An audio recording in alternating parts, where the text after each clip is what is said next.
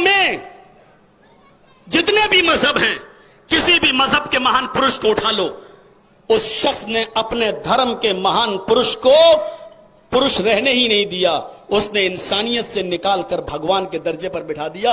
कोई एक धर्म का मानने वाला हो वो उठकर बताए।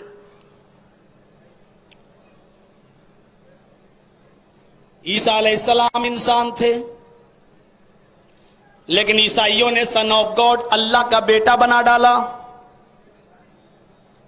मूसा अलैहिस्सलाम इंसान थे, यहूदियों ने उनको खुदा बंदा, तौरात पढ़िए ओल्ड टेस्टामेंट, बार बार लिखा खुदा बंदा, हमारा खुदा। यहूदियों ने मूसा अलैहिस्सलाम को खुदा का दर्जा दे दिया। सिख भाइयों में आ जाओ, गुरु नानक जी इंसान थे, लेकिन आज गुरुद्वारे में चले जाओ, उन्होंने गुरु नानक के नाम के आगे, गुरु नानक के नाम के आगे लिख दिया नानक भगवान। इंसान रहने ही नहीं दिया। जैनियों में आ जाओ, जैनियों के मंदिर में जाओ तो आप देखेंगे महावीर भगवान। गौतम बुद्ध के मंदिर में चले जाओ, हमें इंडिया में तो कोई मंदिर नहीं मिला। नेपाल में है लुम्बिनी में, वो मैं देखा हूं, गया हूं, मेरे साथियों ने मुझे लुम्बिनी में जब प्रोग्राम था तो दिखाया। आज भी गौतम बुद्ध की बड़ी मूर्ति है और नीचे लिखा हुआ है बुद्ध भगवान।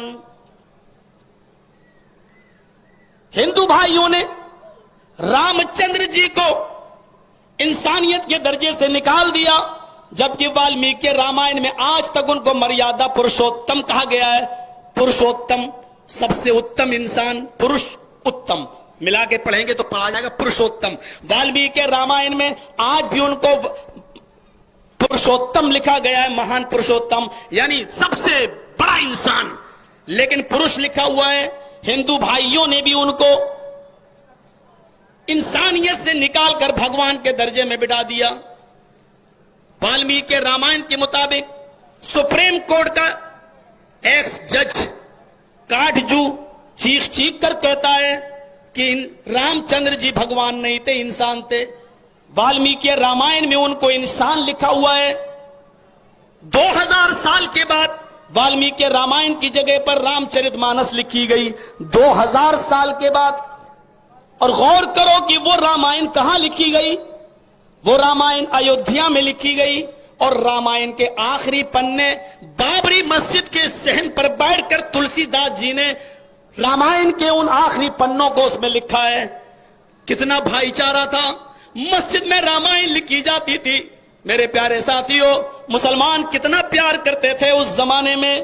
और रामचंद्र जी की सीरत लिखने वाले तुलसीदास जी ने इतनी मोटी रामायण लिखी, रामायण शुरू से लेके आखिर तक पढ़ जाओ, बाबरी मस्जिद की सहन पर बैठकर रामायण के आखिरी पन्ने लिख रहे हैं। लेकिन पूरी रामायण में ये नहीं लिख रहे हैं कि बाबर ने तोड़कर इसको मंदिर को मस्जिद बनवाया था। पूरी रामायण में रामचंद्र जी ने बाबर का वर्णन नहीं किया और जिक्र नहीं किया।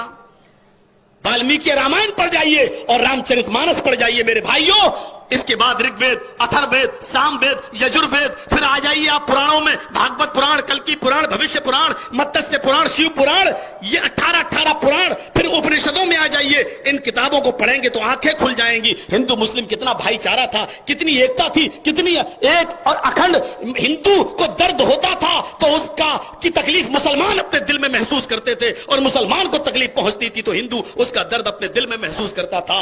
इन पार्लियामेंट के में बैठे हुए नेताओं ने एक दूसरे का दर्द एक दूसरे के दिलों से निकाल दिया है, और पता नहीं हमारे देश को कहां ले जाने की कोशिश कर रहे हैं। अल्लाह हमारा देश बर्बाद हो इससे पहले तो उनको बर्बाद कर दे जो हमारे देश को बर्बाद करने का सपना देख रहे हैं। कोई एक धर्म ऐसा बताओ जिस धर्म के अंदर महान पुरुष आया हो और वो इंसान हो। इंसानियत से निकालकर भगवान का दर्जा दे दिया गया। अगर कोई मजहब आज भी ऐसा मौजूद है जिसमें अपने यहां आए हुए नबी और पैगंबर को उसने अल्लाह का, भगवान का दर्जा नहीं दिया, इंसान को इंसानी के दर्जे में रहने दिया, तो वो सिर्फ इस्लाम है और उसके मानने वाले मुसलमान हैं जिन्होंने अपने नबी को अल्लाह का दर्जा नहीं दिया। आज भी नमाज में अगर पढ़ते हैं, अत्तहियात में बैठकर तो यही पढ़ते हैं, अशहदु अन्ना मुहम्मदन अब्दुहु व रसूलुहु। पहले अब्द बाद में रसूल। मैं गवाही देता हूं इस बात की कि मोहम्मद अल्लाह के बंदे और उसके रसूल हैं। और अल्लाह ताला ने ऐलान भी करवा दिया, मोहम्मद सल्लल्लाहु अलैहि वसल्लम ऐलान भी कर दो अपनी जबान से, क्योंकि आपके इस दुनिया से रुखसत होने के बाद कुछ लोग ऐसे आएंगे जो आपके नाम पर अंधा इश्क करेंगे, अंधी अकीदत रखेंगे, आपकी शान में गुलू करेंगे। हो सकता है कि आपको इंसानियत के दर्जे से निकाल दें, इसलिए अपनी जबान से कह दो, कुल आए नबी कह दो, इन्नमा अना बशरुम मिस्लुकुम, कह दो कि मैं तुम्हारी तरह एक बशर हूं, मैं तुम्हारी तरह का एक इंसान हूं। तुम्हारे दो पैर मेरे दो पैर, तुम्हारे दो हाथ मेरे दो हाथ, तुम्हारा सर मेरा सर, तुम्हारी जबान मेरी जबान, करते हो मैंने भी की, तुम्हारे बच्चे मेरे भी बच्चे, तुम्हारी बेटियां मेरी भी बेटियां, तुम्हारे बाप हैं मेरा भी बाप, तुम्हारी मां हमारी भी मां, तुम्हारे भतीजे और भाई हमारे भी भतीजे। ये तमाम चीजें हमारे पास, तुम्हें खुशियां पहुंचती हैं, हमें भी खुशियां पहुंची, तुम्हें दुख दर्द होता है, बीमारी पहुंचती, हम भी इन चीजों से गुजरते हैं। हम में और तुम में इंसान होने के एतबार से कोई फर्क नहीं है। फर्क है तो मकाम का है, दर्जे का है, अजमत का है। और उस मकाम और अजमत ने आपको इंसान होने के बावजूद इतना ऊंचा बना दिया, इतना ऊंचा बना दिया, इतना ऊंचा बना दिया कि मौलवी जर्जीस इस कुर्सी पर, जमाते गुरब अहले हदीस के इस कुर्सी पर बैठकर बांग के तोहला ऐलान करता है कि अगर कायनात में सबसे अजीम कोई हस्ती है तो अल्लाह, अल्लाह, अल्लाह, और अल्लाह के बाद अगर किसी को दूसरा मकाम दिया जा सकता है, किसी को दूसरा दर्जा दिया जा सकता है, तो वो हस्ती है सिर्फ जनाब मोहम्मद रसूलुल्लाह सल्लल्लाहु अलैहि वसल्लम की। मेरे भाइयों, ये है जिसने इंसान भी माना और अजमत मोहम्मद का, अजमत रसूल का इकरार भी किया। मेरे प्यारे साथियों, यही सही अकीदा, सही मनहज है मोहम्मद रसूलुल्लाह की शान में। इंसानियत से हमने नहीं निकाला, अगर इंसानियत से निकाल दिया होता तो आज मस्जिदों में 2 रकात नमाज के नमाजी भी ना रहते, सब अल्लाह के रसूल से ही मांग लेते और कहते आप ही हमारे लिए सब कुछ हैं, आप ही हमें बख्शवाएं, आप ही जन्नत है। और अल्लाहुम्मा ग़फ़िरली कोई नहीं कहता, फिर तो ये कहता मोहम्मद फ़ग़फ़िरली, अय अल्लाह के रसूल मुझे बख्श दो, फिर कोई नहीं कहता, क्योंकि हमने, अल्लाह ताला ने मोहम्मद रसूलुल्लाह को आज भी इंसान के दर्जे में, और इस्लाम ही एक ऐसा मजहब है जिसने मोहम्मद रसूलुल्लाह को देवी देवता और भगवान का दर्जा नहीं दिया।